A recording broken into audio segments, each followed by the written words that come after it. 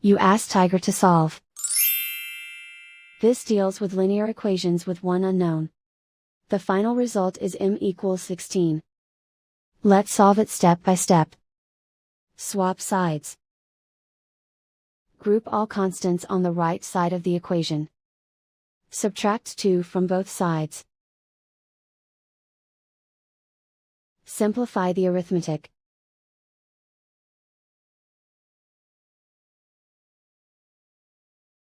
Isolate the m. Multiply both sides by 4. Group like terms. Multiply the coefficients. Simplify the fraction.